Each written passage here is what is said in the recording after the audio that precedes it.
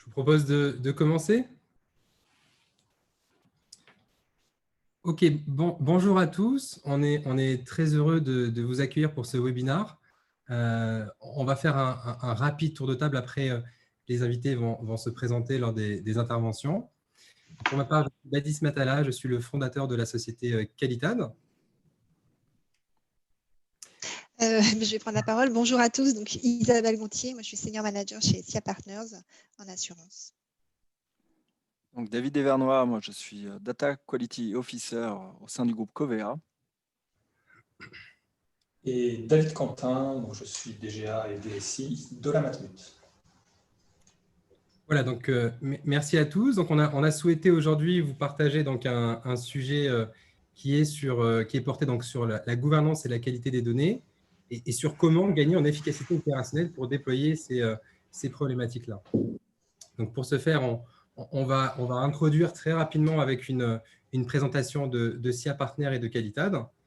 Puis, Isabelle va nous partager donc, les éléments de contexte, la problématique et les convictions qu'on a sur ces enjeux. Et puis, les interventions donc, de David Devernois et de David Quentin. Alors, je crois que le slide est passé un peu trop vite. Sur donc, les retours d'expérience et donc les convictions qu'ils partagent suite à leur expérience sur ces sujets. Et enfin, une partie d'échange. Donc, je vous invite à lever la main dans le menu du webinaire Zoom si vous voulez poser des questions ou prendre la parole à l'issue des présentations. Très bien. Commençons du coup avec Qualitad. En quelques mots, donc Qualitad, nous sommes un éditeur de logiciels professionnels. On fournit des solutions digitales destinées à accompagner les organisations sur leur sujet de gouvernance avec un cœur module, une cœur plateforme qui permet donc d'assurer tout dispositif de gouvernance et de qualité des données. Et nous avons également deux autres offres, donc deux autres lignes produits. L'un porté donc sur la partie protection des données, avec notamment la réponse à la conformité RGPD, et de l'autre côté, plus récent, depuis 2019, où on adresse donc une plateforme pour outiller les dispositifs de gestion des risques, d'audit interne et de contrôle interne. Ces trois modules peuvent être acquis indépendamment et sont également nativement liés entre eux, ce qui permet finalement d'avoir une vue transversale sur l'ensemble de ces problématiques. Nous adressons tous les secteurs, tous les usages, avec une forte effectivement dominante sur l'assurance et les mutuelles qui sont donc nos clients historiques, nos premiers clients. Et donc nous sommes un éditeur français avec des équipes locales, réactives en France. Nous sommes une trentaine aujourd'hui. Nous sommes donc sur une dynamique de croissance depuis la création. Et ce qui fait, dans les très grandes lignes, nos caractéristiques, en tout cas nos points forts, c'est au-delà du produit, c'est le fait qu'il y ait un déploiement qui est relativement rapide, puisque l'administration est facilitée, on s'engage au résultat et nous avons des équipes internes et également nous travaillons avec nos partenaires proches, en l'occurrence SIA Partners, sur le déploiement de nos plateformes. De l'autre côté, on propose donc une plateforme qui se veut vraiment ergonomique, intuitive, simple, avec une prise en main qui est rapide, puisque la majorité des utilisateurs n'ont pas de nécessité à être formés pour exploiter la plateforme et en tirer un avantage. Très bien. Voilà, il y a juste pour vous présenter un peu la typologie de clients, si on peut passer au prochain slide. Voilà, pardon. Super. Voilà, donc historiquement, on a accompagné donc, CNP Assurance Covea, juste après Matmut. Donc, ce sont vraiment des histoires assez historiques, assez anciennes, mais en tout cas qui montrent toute la confiance qu'il y avait sur nos solutions. Et on adresse donc aujourd'hui, comme je l'évoquais, donc des organisations de toute taille, des mutuelles d'une centaine de personnes jusqu'aux grands groupes déployés sur des périmètres européens, voire mondiaux. Et je vais laisser la parole du coup à Isabelle sur la partie SIA Partners. Merci Badis. Donc SIA Partners, nous sommes un cabinet français fondé en 99, mais avec un rayonnement international quasiment depuis l'origine et en tout cas de plus en plus volontariste sur le sujet. On a deux bureaux en France, mais pour un total de 31 bureaux dans 18 pays. On a un cabinet généraliste et indépendant.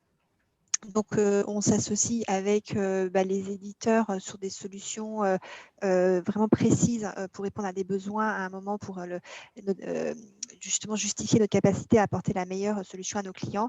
Et donc, c'est tout naturellement qu'on travaille avec Qualidad, avec lequel on partage un ADN commun, d'être force de proposition, d'avoir des solutions agiles, rapidement efficaces pour nos clients.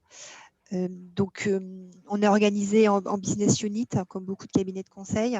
On est un cabinet de conseil en transformation opérationnelle et pas en stratégie pure, mais on est capable d'adresser l'ensemble des secteurs d'activité, avec une forte dominance aujourd'hui dans nos missions sur le secteur financier et le secteur énergétique. Mais on adresse aussi le retail, la pharmacie, le tourisme, et Dieu sait s'il y a des enjeux en ce moment sur ces domaines-là.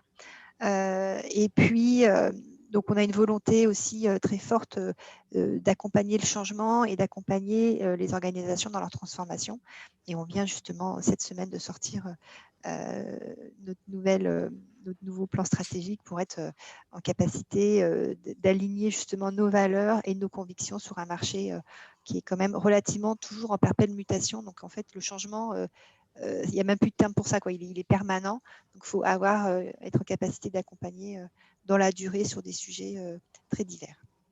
Plus particulièrement en assurance, donc notre offre, on l'estime assez complète aujourd'hui, à la fois sur des process, sur les données, sur la conformité.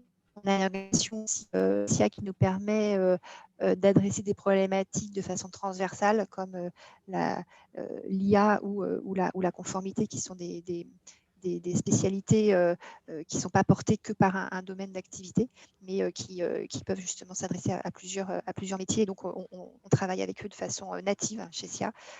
Donc, on a des solutions d'IA, de RPA. On est aussi en capacité d'adresser des problématiques d'audit, de partenaires, d'optimisation de processus, donc des sujets très internes à chaque organisation, jusqu'aux définitions de business plan et de nouveaux parcours clients. Nos clients, pour quelques-uns, en fait, c'est AXA historiquement. On a participé, en fait, l'équipe d'assurance de SIA Partners s'est constituée autour du project management de solvabilité de chez AXA. Donc, on a une forte présence et on a fait de très, très belles missions et on continue toujours de beaucoup travailler pour AXA, mais également pour des mutuelles comme Matmut, MGP, des institutions de prévoyance comme l'OCIRP. On est aussi présent dans la réassurance, comme chez Coface, et on intervient aussi chez des nouveaux acteurs, ou en tout cas des acteurs qui repensent leur business model comme Wacom. Voilà pour nous.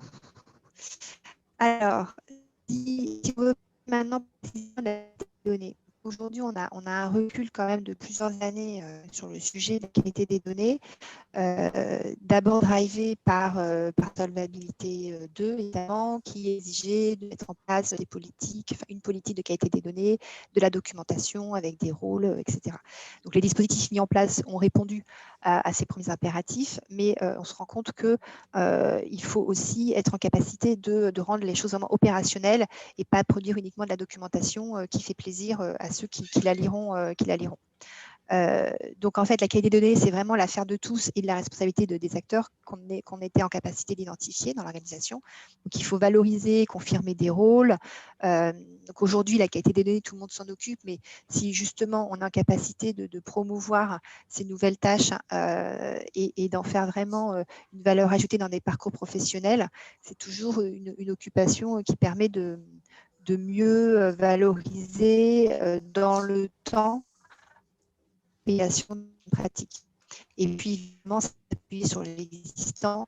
Il y a des méthodologies en place qui peuvent être par moments un peu lourdes sur certains sujets. Donc, du coup, pas créer de la complexité sur de la complexité, mais vraiment organiser les choses pour que la qualité des données ne soit pas un sujet comme ça exogène et complètement décentré de tout, mais au contraire, qu'il soit un sujet qui soit infusé dans les décisions. voilà, nous, notre conviction, c'est qu'il ne faut pas dédier un comité à la qualité des données, mais au contraire, intégrer la qualité des données au comité. C'est-à-dire, on parle d'un nouveau produit, on parle de migration, on parle de même de comité de direction, et ben voilà, on aborde le sujet de la qualité des données. Il s'est passé quoi sur la période écoulée? Est-ce qu'on est serein sur les indicateurs produits? Est-ce qu'il y a des actions à mener? Est-ce qu'il y a des points de blocage, etc. Donc ça, c'est vraiment une bonne pratique qu'on met en place pour que justement la qualité des données ne soit pas perçue comme un sujet en plus à traiter, mais vraiment dans le BAU, dans le business naturel de toutes les équipes, pour ancrer justement les bonnes pratiques. Ensuite, concernant le contrôle de la qualité, parce qu'une fois qu'on a cartographié des choses, etc., il faut aussi pouvoir mesurer la qualité des indicateurs. Donc, il faut définir à quel niveau de qualité on attend ces indicateurs-là, donc définir des seuils. Il faut donc pouvoir connaître ces données, qu'est-ce qu'elles représentent, dans quel process je les regarde, parce qu'en fait, une donnée, elle est jamais bonne ou juste en tant que telle, elle est toujours bonne ou juste ou de qualité médiocre par rapport à un besoin du métier. Donc, du coup, c'est bien précisé dans quel contexte je me situe et pourquoi cette donnée-là, aujourd'hui, elle ne me convient pas. Au contraire, elle me convient et selon quelles règles elle me convient. Et bien faire exprimer justement les besoins par les consommateurs de données. Et du coup, toujours avoir en idée que la documentation qu'on produit, elle doit vraiment être lisible et que ça raconte une histoire qui soit intelligible pour ceux qui vont la consulter. Donc nous, c'est vrai qu'on a mis ça en place chez nos partenaires depuis quelques temps. C'est vraiment de la documentation qui permet vraiment d'être un outil on the shelf. Voilà, on peut regarder quel est le parcours de la donnée, de quoi je parle et pourquoi elle me convient dans cette définition-là, avec ce niveau de qualité-là.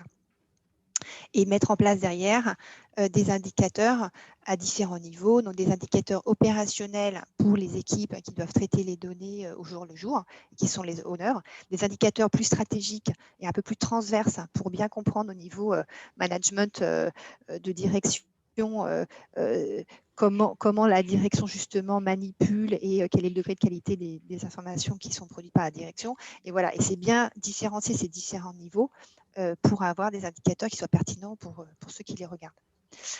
Et enfin, et ce n'est pas le moindre des sujets, parce qu'une fois qu'on a mis tout ça en place, on peut être très satisfait des progrès déjà accomplis dans le fait que justement on soit dans un dispositif qui tient la route et qui veut dire quelque chose et qui parle à tout le monde.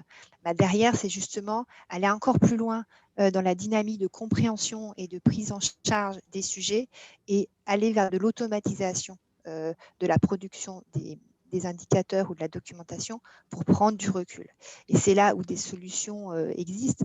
Donc, on peut mettre en place déjà de façon beaucoup plus massive des formations auprès des intervenants de l'entreprise par du micro-learning. On a des solutions, nous, chez SIA, pour faire du micro-learning, etc., des petites campagnes de sensibilisation sur smartphone, mettre en place de la RPA, étudier des opportunités d'IA.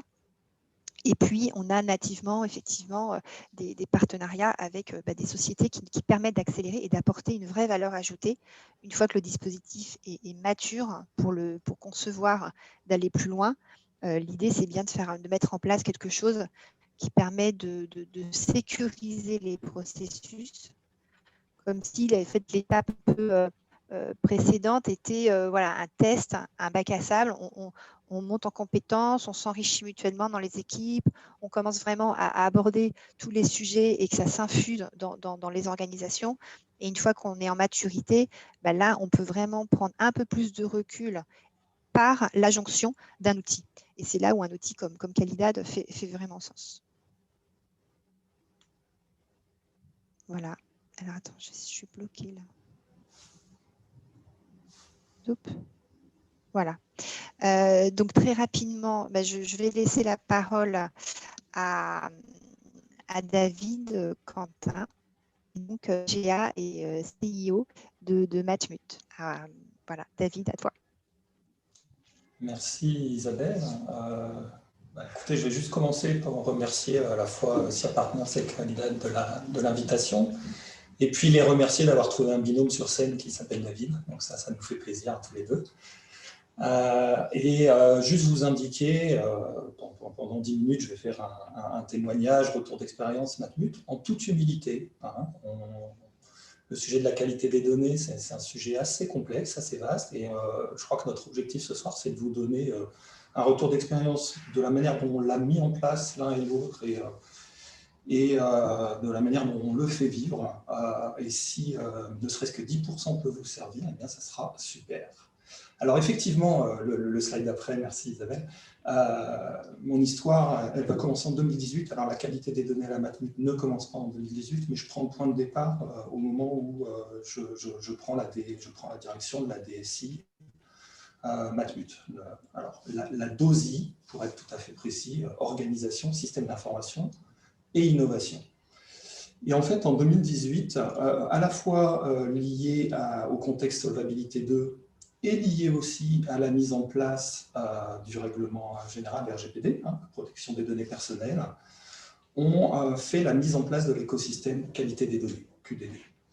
La data dans ma direction, elle s'articule autour de 3 activités. La Data Factory, dans une logique de data lab, de valorisation des données. La Data Protection, donc là on est vraiment sur anciennement la protection des données personnelles à mode CNIL et aujourd'hui le contexte RGPD. Et donc la qualité des données, QDD, dans un premier temps vraiment très orienté Solvabilité 2. Ce qu'on fait en 2018, on crée un Data Office. Et un Data Office en centrale, à mes côtés, de 2 personnes. En parallèle, on fait la nomination du DPO, de manière très isolée. Et simplement, je le cite tout de suite, et on ne fait pas du placement de produit, mais je le cite tout de suite. Il se trouve qu'au moment 2018, nous décidons d'outiller la partie RGPD avec Qualidad. J'y reviendrai ensuite. Donc, on est vraiment sur la mise en place de l'écosystème, les premiers acteurs. Et toute l'année 2019 va être consacrée à une reformalisation du dispositif qualité des données. Ça s'appuie déjà pour un assureur sur une politique formelle, une politique connue du régulateur. Mais là, en l'occurrence, on est vraiment sur la partie opérationnelle et on construit une feuille de route sur plusieurs années avec des objectifs très, très ambitieux dès la première année et dès les 2 premières années dont je vais parler maintenant. Sur cette feuille de route et sur la réalisation des premiers livrables, nous nous faisons accompagner de SIA Partners. Là non plus, je ne vais pas faire du placement de produit, mais je vais juste insister sur un point. SIA Partners connaît l'assurance. Et ça, pour nous, c'était important. C'est-à-dire quand on parle de qualité des données, il y a un volet très formel, je dirais, que tout acteur pourrait mettre en place parce qu'on est sur le formel, le volet formel, mais il n'empêche que c'est des données d'un métier. Et il faut connaître ce métier pour pouvoir donner du sens à ce qu'on est en train de faire par rapport à ces données. Et quand on va parler d'exactitude, de pertinence, d'exhaustivité des données, il faut connaître le métier sur lequel on intervient. Donc, on se fait accompagner de SIA Partners sur toute l'année. En parallèle, on lance un certain nombre de dispositifs d'appropriation interne. Et ça nous conduit aujourd'hui, en 2020, à un fonctionnement qu'on estime nominal.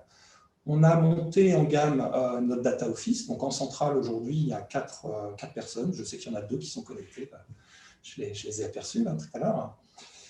Mais en complément, nous avons nommé dans l'ensemble des directions opérationnelles des référents métiers. Alors, je parle de direction opérationnelle parce que, bien évidemment, on parle de direction métier dans l'assurance, mais la qualité des données, elle concerne aussi les directions RH, comptabilité, l'IT elle-même, peuvent manipuler des données. Et donc, la notion de qualité des données est importante pour nous tous. Et donc, on a bien nommé des référents métiers dans chacune des directions opérationnelles.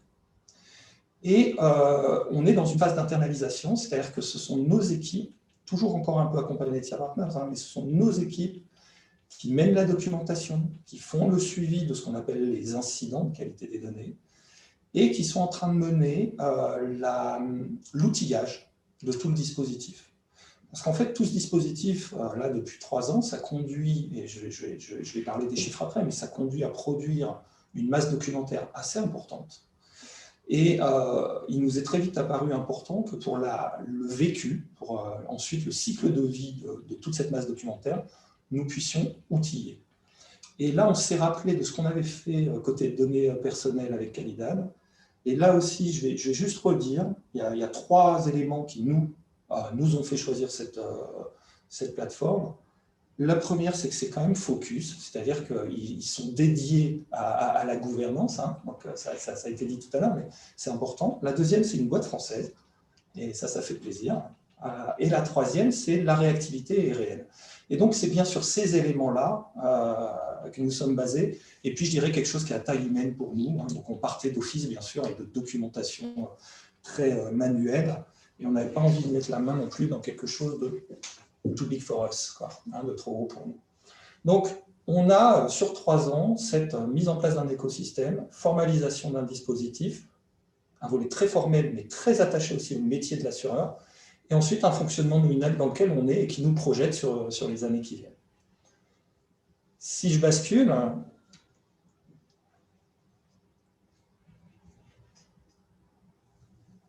merci beaucoup. Quelques éléments chiffrés, parce que ça sera intéressant en sortie de ce webinaire, vous aurez ces éléments chiffrés, les éléments chiffrés de David pour Covea, et vous verrez qu'il y a des éléments communs ou pas communs, mais en tout cas, ça donne quand même, ça explique de quoi on est en train de parler. On est en train de parler de plus de 300 données dans le dictionnaire, mais on parle bien d'un dictionnaire formel qui identifie les propriétaires de données, qui identifie les fameux seuils, qui identifie les caractéristiques d'exhaustivité, de pertinence, d'exactitude. Donc on est vraiment sur un dictionnaire très formel, très complet, plus de 300 données dans ce dictionnaire. Pour ces données-là, un certain nombre de contrôles mis en place. Et vous voyez qu'aujourd'hui, on en est à 480 contrôles documentés dans notre matrice. Ce sont des contrôles qui peuvent être à la fois automatisés ou alors manuels. Ça peut très bien être un contrôle qui est fait par un gestionnaire en assurance au moment où il saisit une donnée. Ou alors, c'est quelque chose d'automatique par l'IT. Et enfin, 480 contrôles documentés. 160 lignages, ça c'est un point important.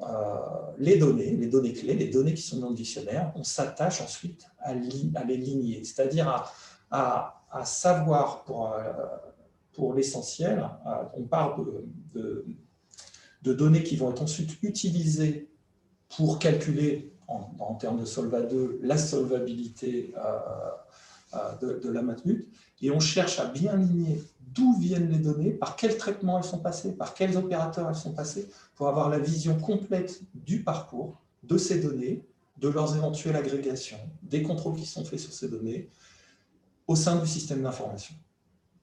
Et puis tout ça, ça s'appuie sur un dispositif. Alors je disais tout à l'heure, il y a 4 personnes en centrale, 8 référents dans les directions opérationnelles, et ça c'est le cœur du dispositif. Ce 4 plus 8, ça fait une douzaine de personnes qui tous les jours sont concentrées sur la qualité des données, mais ça n'apparaît pas sur cette diapositive, mais en fait ça va bien plus loin que ça.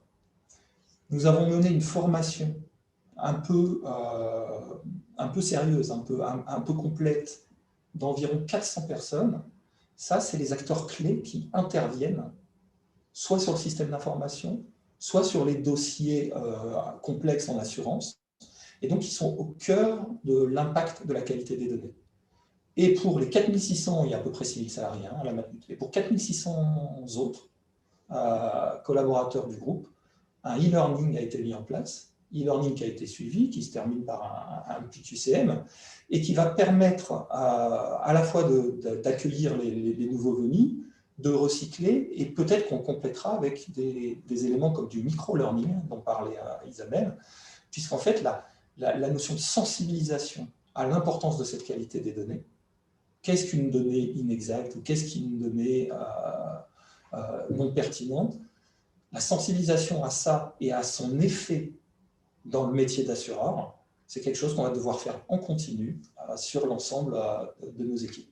Donc voilà, je voulais ajouter dans les chiffres, hein, on s'attache à former l'ensemble des personnes avec 2 niveaux de formation, plutôt une sensibilisation, une acculturation à la qualité des données pour 90% des collègues, et pour 10% des salariés, quelque chose de plus profond et qui se renouvellera. On est même en train de prévoir une masterclass sur le sujet. Et puis, troisième volet. Si on peut, merci beaucoup. Troisième volet de ce retour d'expérience, c'est finalement, j'ai essayé de vous dire comment ça se place dans un contexte beaucoup plus large, au fond, que Solvabilité 2 et que la conformité à des règlements.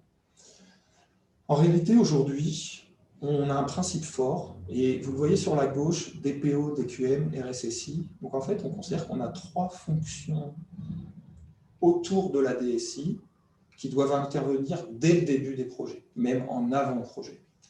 Le DPO, pour la protection des données personnelles, et d'ailleurs, dans le RGPD, ça porte un nom, Privacy by Design. Le RSSI, pour viser à de la Security by Design. Et un peu par analogie, on a mis en place aussi le fait que le Data Quality Manager et son équipe, le Data Office, sont impliqués dès le début des projets, et on porte un peu le mantra de QDD by Design, Quality by Design. Donc ça, c'est notre principe fort opérationnel, c'est de faire en sorte que le Data Office, qui coordonne le dispositif, et les référents qualité métier, qui appartiennent aux directions opérationnelles, participent dès le début du projet à l'analyse d'impact. Faire une analyse d'impact, est-ce que ce projet qui vient de rentrer dans le portefeuille, oui ou non, il y a un impact potentiel et quelque chose à surveiller en termes de qualité des données. On parle de projet, mais pour être tout à fait clair, c'est valable aussi pour tous les processus achats. Dès lors qu'on va lancer un processus achat, par exemple un achat de logiciel au hasard, ou d'un service en mode SaaS, le Data Office et les référents qualité métier seront impliqués dans la chaîne d'analyse achat au même titre que le DPO, que le RSSI ou que d'autres fonctions comme la direction juridique, par exemple. Donc on est vraiment sur ce principe fort opérationnel de venir en amont. Ce n'est pas que des mots, ce que je voulais dire, je le dis vraiment avec humilité, bien évidemment que sur 300 projets par an, il y en a certainement qui ne passent pas dans ce process, mais la volonté est que pour l'essentiel, ils passent tous par cette vision amont. Ça ne permettrait pas de voir tout, mais déjà on se met au début des projets et pas en mode contrôle et a posteriori. Et on estime que ce principe opérationnel nous permet de se dire que oui, on va pouvoir faire ensuite des choses en termes de valorisation des données. Puisque finalement, cette qualité des données, elle est importante pour le régulateur, ok, très bien. En réalité, elle est importante pour l'assureur dans son métier.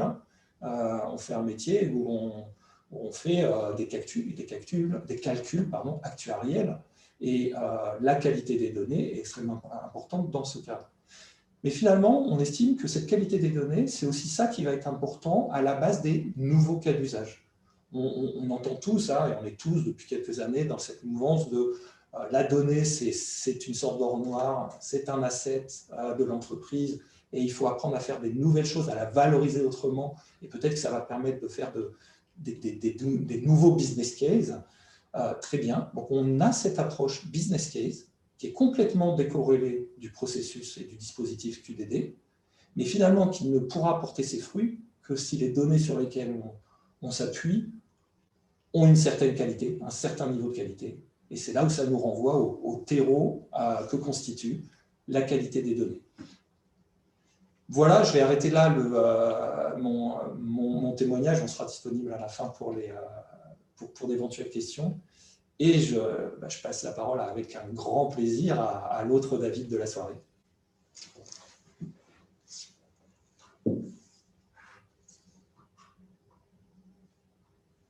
On ne t'entend pas, David. David, on ne t'entend pas. Bonjour à tous, est-ce que vous m'entendez? C'est mieux. Tout à fait. Merci pour le passage de témoin, déjà. Et évidemment, mon témoignage va faire pas mal écho à ce qu'on vient d'entendre, et c'est assez logique. Donc, de la même manière, c'est tout en humilité, évidemment, qu'on va présenter ce qu'on estime être les bonnes pratiques. Donc, à savoir que nous, on a été assez opportunistes. Et l'idée, un petit peu comme ça a été évoqué, on est parti d'un moteur réglementaire. Et l'objectif, ça a été d'en faire vraiment une opportunité, d'en faire de la valeur ajoutée pour le groupe et pour l'intégralité du groupe. Donc, déjà, moi, en ce qui me concerne, c'est un peu particulier puisque je dépends de la direction des risques, donc pas de la direction data. Donc, c'est une chose importante puisqu'au départ, c'est un sujet, donc encore une fois, réglementaire. Donc, ça a été pris en charge par la conformité et les risques au sein du groupe. Et nous, on a commencé, la Solvabilité 2, c'était 2016. Donc, en 2015, le groupe s'est doté d'un Data Quality Officer. donc j'étais pas encore arrivé dans le groupe, qui a mis en place un petit peu le cadre de gouvernance. Donc, c'est un petit peu la première phase, vous verrez, à peu près jusqu'en 2018, hein, ça fait vraiment écho à ce qui s'est passé à la Matmut.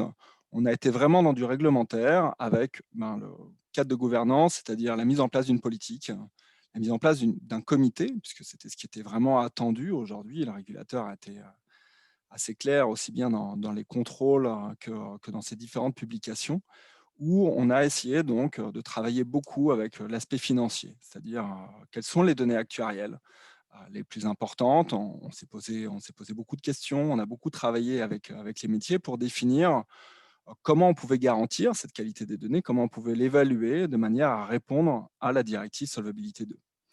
Donc assez vite, on a travaillé sur des cartographies de données. Donc on a creusé. Tout à l'heure, David évoquait le lignage, c'est exactement ce qu'on a fait. Donc on a commencé de la même manière, donc grâce à Office, à faire des cartographies assez simples pour tracer un petit peu entre notre donnée finale, la donnée modèle de l'actuariat, donc voir d'où elle vient, qui sont les responsables, et avoir comme ça un premier corpus documentaire. Donc on a mis à peu près 1 an et demi, 2 ans à y arriver, où on a quelque part des cartographies de données, des cartographies de flux plutôt, un dictionnaire des données et un référentiel de contrôle, puisqu'éventuellement, évidemment, pour évaluer notre qualité de données, on va se baser essentiellement sur les contrôles. En 2018, on commence à se structurer. Alors, tout simplement, on a fait un premier panorama des données les plus importantes et on se rend compte effectivement que c'est sans fin, puisque effectivement les données, c'est très large, et Solvabilité 2, c'est très très large. Ce n'est pas uniquement les données actuarielles. Donc c'est là où on a commencé effectivement à se dire qu'un outil nous serait fortement utile. Donc on avait déjà eu l'occasion de travailler notamment avec Badis côté Qualitad. Donc ça nous a permis effectivement, on s'est intéressé à cette solution, et pour nous, c'était très pratique puisque ça nous permettait d'industrialiser et de mettre en place un outil pour que tout notre corpus documentaire soit réellement auditable. On est vraiment, encore une fois, dans solvabilité. Donc, on sait que ça fait partie vraiment, l'ACPR y est très sensible. Donc, ça nous a permis effectivement déjà de mettre en place cet outil-là et surtout de se préparer à un petit peu la deuxième phase du développement côté Covea. On est passé des données très financières aux données plus larges, c'est-à-dire quelles sont les données dont sert la finance. Donc là, on arrive vraiment à des données métiers. Donc, on a renforcé l'équipe. On est passé donc nous à 4 personnes, donc autour du Data Quality Officer. Donc, il y a 3 personnes qui se sont rajoutées, spécialisées un petit peu par domaine pour pouvoir répondre aux problématiques métiers et mettre en place au sein de cet outil-là donc tous nos livrables de manière à pouvoir s'étendre un petit peu plus. Donc, vous le verrez, on est parti, donc tout à l'heure, j'entendais parler de 300 données à peu près. Nous, on est parti à peu près de 500 données, donc c'est à des masses à peu près équivalentes. Et on a commencé à mettre en place le lignage. En 2019, ce qui était très important, et tout à l'heure, je l'ai entendu dans les convictions qui étaient affichées, nous, on a voulu vraiment s'intégrer dans les processus existants. Ce qui était très clé pour nous, c'était pas être encore un énième comité à côté ou un processus bien spécifique, mais l'une des clés pour nous pour être efficace, pour pouvoir apporter quelque chose, c'était de s'intégrer et que la data, donc on entendait data quality by design, c'est exactement ça. Nous, c'est un peu le réflexe de la qualité des données. Il faut effectivement que dans tout processus qui se met en place, dans tout projet, on pense à la qualité des données. Et ça a été donc pour nous une pierre importante, une pierre angulaire importante de notre chemin, de s'inscrire dans ce processus avec les métiers et qu'on puisse être utile. Alors, aussi pour nous, c'est quelque chose d'important, on a mis en place les premiers rapports, donc par entité juridique. Alors, le groupe Covea, il y a beaucoup d'entités juridiques. Et donc, pour répondre aux régulateurs, on fait un rapport de qualité de données pour chacune des entités. Donc, c'est un travail assez conséquent. Et c'est là où on revient sur l'outil. On ne pouvait pas se permettre aujourd'hui, nous, en peu de temps, de pouvoir fournir donc, une quinzaine, une vingtaine de rapports sans avoir un outil qui soit en mesure de nous fournir en fait, un reporting, des indicateurs vraiment étayés de manière la plus formalisée possible pour pouvoir enrichir et pouvoir fournir une vraie qualité des données qui va enrichir ensuite le rapport actuariel, donc des choses assez importantes. Alors évidemment, on est en 2019, le groupe aussi se dote donc d'un CDO, d'un Chief Data Officer. Nous, ce qui est clé aujourd'hui, on travaille énormément donc, avec lui dans ce sens-là, c'est de converger ensuite. C'est que notre outil, notre dispositif qui s'est mis en place donc, de manière, encore une fois, réglementaire, il serve à l'ensemble du groupe. Alors, ça s'est fait très naturellement, tout simplement parce que notre dispositif, à force de ligner les données, on arrive à des données, aux données élémentaires. On va arriver à des données très classiques comme l'adresse d'un client, tous les éléments de prime. Donc pour nous, ces données vont servir toute la société. Quand on donne une évaluation, quand on sert à la qualité des données, donc des plus élémentaires, ça sert évidemment tout le groupe. Et donc le Data Office est très intéressé par nos travaux et on travaille en toute convergence aujourd'hui pour industrialiser encore un peu plus nos indicateurs de qualité et être en rapport aussi bien avec effectivement le DPO qui va s'occuper de la partie RGPD et le CDO donc, qui va être un peu le chef d'orchestre de l'ensemble de ces éléments-là. Donc, c'est notamment par l'outil, sans faire de placement de produit, qu'on peut adresser à l'ensemble de cette problématique-là. L'une des clés importantes dans la slide suivante,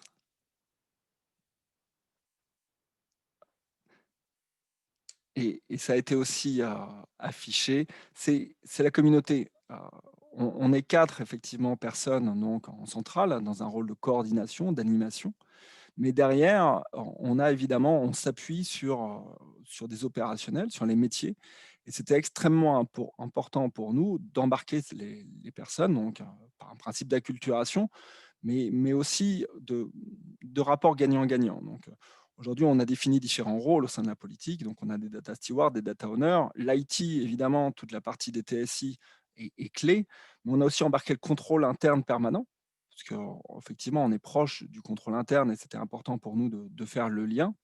Et après, on a différents membres, toutes les directions quasiment qui sont contributrices donc, aux données de calcul vont être embarquées. Donc aujourd'hui, on embarque quasiment toute la société au sein de notre comité donc, et différents managers. Cette communauté, pour nous, c'est clé, puisque c'est eux qui sont les spécialistes des données. Donc, on a vraiment une responsabilité des données qui est segmentée donc, sur tout le lignage de la donnée, sur tout son parcours. Et c'est eux qui nous donnent l'information. Maintenant, ça ne pouvait fonctionner que s'il y avait un rapport gagnant-gagnant, c'est-à-dire qu'eux nous fournissent ces informations qui nous permettent de fournir la qualité des données, mais nous, on leur offre aussi quelque chose qui n'est pas si simple, c'est-à-dire une vision transverse. Aujourd'hui, de pouvoir dire donc, au consommateur final de la donnée toutes les anomalies qu'il y a eu, notamment éventuellement à la source, où il y a eu des remédiations, où il y a toute une histoire de la donnée, c'était important pour nous de pouvoir apporter cet élément et tout le monde s'y retrouve, puisque l'investissement qui est fait aujourd'hui pour évaluer les données et pour nous donner toute la matière, c'est-à-dire quels sont les seuils de qualité, comment on apprécie l'exhaustivité, l'exactitude et le caractère approprié, tout ça va bien resservir au métier et à l'ensemble du groupe derrière, puisqu'on ne touche pas uniquement le macro-processus solvabilité, on va toucher de plus en plus l'ensemble des processus. Et derrière tous ces processus-là, on va toucher de plus en plus tout le groupe et tout le monde va pouvoir se servir de nos travaux. Donc, pour nous, avoir un outil qui est donc ouvert à tout le monde et surtout ne pas garder nos éléments uniquement pour répondre aux régulateurs, mais bien pour répondre à l'ensemble des problématiques du groupe et apporter une évaluation de la qualité des données, donc utile à tous. On y est très sensible à avoir cet aspect pragmatique. En termes de chiffres, sur la slide suivante, aujourd'hui, il faut savoir qu'il y a 3 marques derrière Covea, donc MMA, la MAF et GMF. Ça veut dire un écosystème très important au niveau informatique. Donc aujourd'hui, sur le macro-processus qui est couvert, on a plus de 200 systèmes d'information par où transitent les données. 22 entités, ça veut dire qu'on a quelque part 22 rapports à produire. De nos 500 données clés, qui sont vraiment les données modèles, on arrive à quasiment un peu plus de 7000 données. Donc, on commence à avoir un référentiel de données très important. Et c'est pour ça que pour nous, il nous fallait absolument un outil pour pouvoir les stocker et pouvoir les suivre. Alors, on a énormément de contrôles aussi qu'on formalise de plus en plus. Mais ce qui est important, encore une fois, c'est que ces contrôles ne servent pas uniquement à répondre aux régulateurs en cas de contrôle, mais qui soient vraiment utiles à l'ensemble des métiers, donc que chacun puisse se connecter et voir aujourd'hui, voilà, telle donnée dans le processus, quelle est la qualité qui a été produite, qui a été évaluée, et comment l'étayer. Donc aujourd'hui, nous, on a des preuves qui le montrent, on l'évalue par critères, et on peut le faire notamment par l'intermédiaire de l'outil qui nous permet de répondre très rapidement, Donc, on a une logique de production qui est très timée, ça joue parfois à l'heure. Donc, c'est l'outil qui nous permet de répondre. Donc, ça fait vraiment partie aujourd'hui des éléments qui nous ont permis d'avoir une efficacité. Donc, on continue notre déploiement, hein. C'est un travail sans fin et c'est aussi tout l'intérêt, parce que comme on touche toute l'entreprise, donc toute évolution de l'entreprise va être amenée donc, à nous impacter.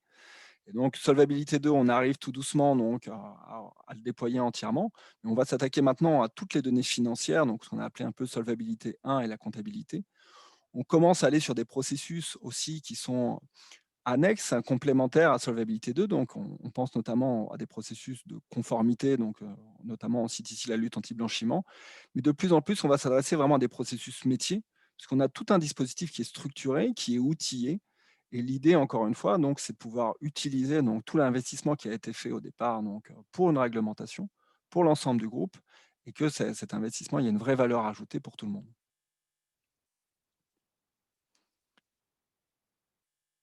Voilà pour ma part. Et je crois que c'est l'instant des questions-réponses. Merci beaucoup David et David pour vos interventions. Alors maintenant pour les participants, si vous avez des points que vous voulez soulever, si vous avez des questions à poser, je vous invite à lever la main avec votre barre d'outils et je vous laisserai la parole si tout était clair et limpide.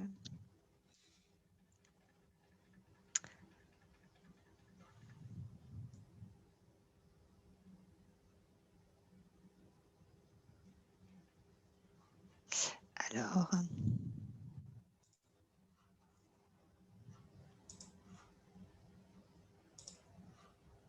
bon.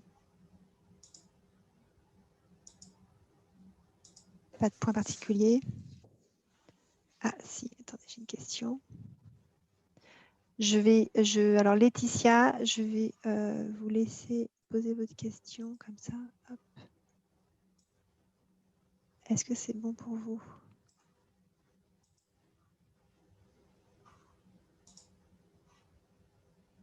Laetitia, est-ce que vous pouvez parler?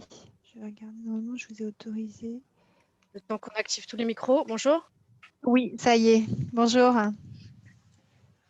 Moi, j'avais juste une question, c'est pour les deux David, et même sur l'expérience connue. Combien il y a de données modèles pour S2 au démarrage? Alors, je ne sais pas si ma question est claire. Ouais. Si on parle nous, on parle de données clés, mais finalement, oui, c'est ça, les données. Ça revient au même, c'est-à-dire quelles sont les données qui, au final, pour S2, interviennent réellement dans la logique S2. Nous, aujourd'hui, sur les 302 dictionnaires, en réalité, je sais que j'ai des collègues autour de la table et ils pourraient me corriger en disant que ce n'est pas exactement ça, mais c'est en gros, on est à 190 données clés versus le reste qui sont des données qui potentiellement, par exemple, viennent de systèmes tiers. Donc là, on est vraiment sur 180 données clés. Et peut-être Isabelle, tu l'as peut-être en tête, toi. Je ne suis pas loin du... C'est ça, l'ordre d'idée, c'est ça. Oui, parce qu'effectivement, en fait, les données clés, on remonte toujours la chaîne de production, donc pas dans un processus, dans une équipe, et on va cartographier, identifier et mettre en qualité des données en remontant comme ça jusqu'à la source de gestion. Donc effectivement, les données clés, en ayant fait le tour de la question S2, on est arrivé à 180 données clés. Et ensuite, on a aussi traité d'autres données qui proviennent, comme disait David, d'outils périphériques, qui ne sont pas clés en tant que telles, mais qui sont clés dans l'écosystème des autres. Ouais. Voilà. Et j'ai une réponse plus exacte de mon collègue là, qui est avec beaucoup de gentillesse, il vient de me l'envoyer. C'est 173 exactement sur la partie, en réalité, best estimate, yard et vie, pour être vraiment précis là. C'est-à-dire que si on prend à la fois le dommage et la vie, voilà. Alors là, si on prend le périmètre best estimate, dommage et vie, qui sont nos activités côté Matmut, et sans la santé, je le précise, on n'est pas encore là, on n'est pas encore agrégé avec les données de santé, c'est 173 exactement, Laetitia. Alors, Côté Covea, nous, en fait, on a élargi, on n'a pas que le BE. On va utiliser aussi donc cette notion de données, alors données modèles, hein, on parle aussi de données modèles, pour le BE, mais aussi pour le calcul du SCR. D'ailleurs, on élargit même vers l'ORSA, par exemple, les données qui pourront être spécifiques à l'ORSA, même si ça se recoupe. Et donc, on a 6 gros domaines, mais on est plutôt proche des 600 données. Donc, ça peut paraître assez important. Mais effectivement, on adresse la non-vie, la vie, la réassurance, tout ce qui est données investissement et données comptables. Donc, ça nous fait effectivement à peu près, on approche les 600 et on les remet. Donc, chaque année, hein, on a une démarche de priorisation de données. Et donc, chaque année, on va réinterroger le métier pour valider si les données clés ont évolué. Et on a essayé d'étayer au maximum, parce qu'au départ, c'est des données un peu à jugement d'experts, hein, donc, ce qui plaît toujours moyennement d'ailleurs aux régulateurs. Donc, on a mis en place une méthodologie pour essayer de prioriser les données et étayer pourquoi ce sont des données clés. Et donc, ça reste après les data owners, donc les responsables, les référents de données, qui ont cette responsabilité de les définir. Et donc, voilà, on est proche de 600 données.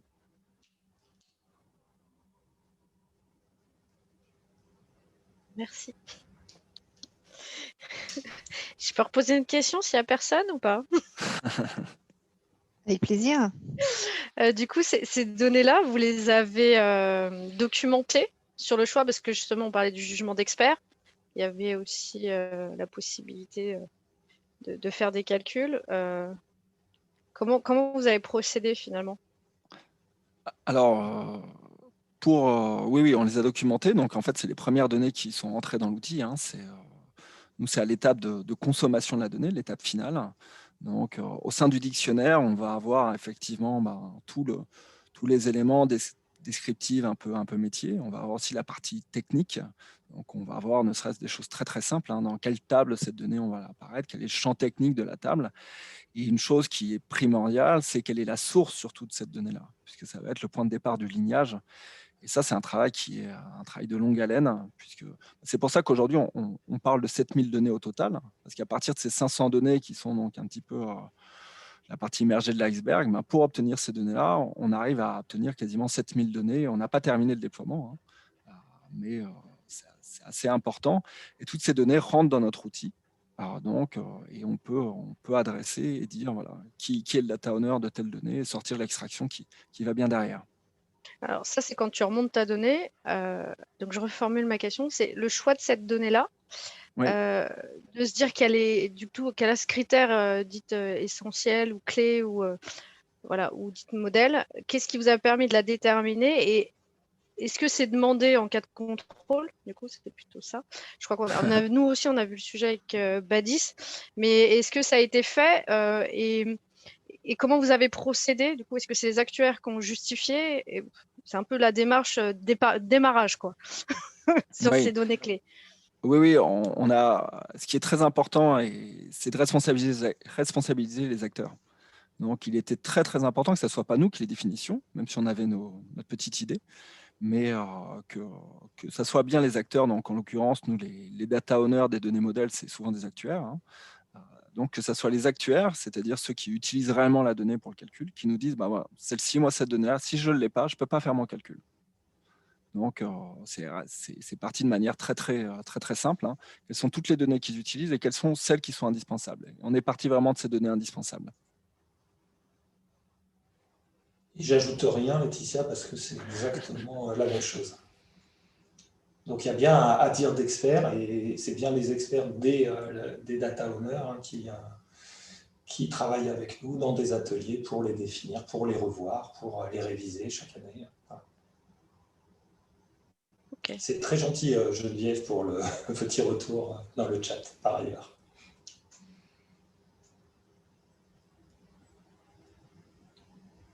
Ah, Isabelle, tu es en train de parler, mais on ne t'entend pas. Pardon. Merci Laetitia pour ces questions. Il y a Sébastien, je pense, qui voulait peut-être poser une question. Oui, tout à fait. Suite à ce que disait David Desvernois sur le choix de la qualité essentielle qui est édictée par le métier, comment est-ce que vous arrivez à cadrer certains métiers pour qui tout est essentiel, mais dans la réalité, on sait qu'il y a certaines choses qu'ils n'utilisent pas. Comment est-ce que vous lui dites, ben non, en fait, ça rentre pas? Alors en fait, c'est une approche pragmatique. Effectivement, on a été confronté à la même chose. Au départ, quelles sont les données essentielles? Toutes, évidemment, sinon Eh je ne oui. les utiliserai pas. C'est un classique. Après, derrière, de manière assez pragmatique, on leur a expliqué que très bien, si c'est toutes les données, ça nécessite quand même derrière un investissement pour pouvoir suivre toutes ces données-là, et notamment un investissement de leur part. Donc déjà, Voilà. ça a tendance, en termes de charge, à limiter un petit peu la portée. Très Donc, bien, je me le note. Et ensuite, on a essayé vraiment d'essayer de les aider à étayer. C'est-à-dire, c'est des questions qui peuvent être très simples. Si cette donnée, vous ne l'avez pas, est-ce que vous avez un plan B? Est-ce que vous pouvez vous en passer? C'est une question qui paraît très, très simple, mais qui permet déjà de supprimer un certain nombre de données. Et donc, à force, par itération, puisque donc, ça fait 4 ans aujourd'hui qu'on rejoue ce jeu-là avec les actuaires, on arrive à avoir des données de plus en plus affinées, une priorisation qui est de plus en plus efficace. Ok. Et Sébastien, hein, enfin, c'est très proche ma réponse, mais le point 1 de David est extrêmement important. C'est-à-dire qu'à partir du moment où ce sont les gens qui nous ont aidés à identifier ces données, qui vont devoir derrière tenir à jour avec nous le lignage de ces données, les contrôles, opérer les exercices sur ces données, hein, puisqu'on fait des contrôles opérationnels sur ces données. À partir du moment où le travail leur revient à un moment, chacun trouve un équilibre, hein, quelque chose de réalisable. Merci.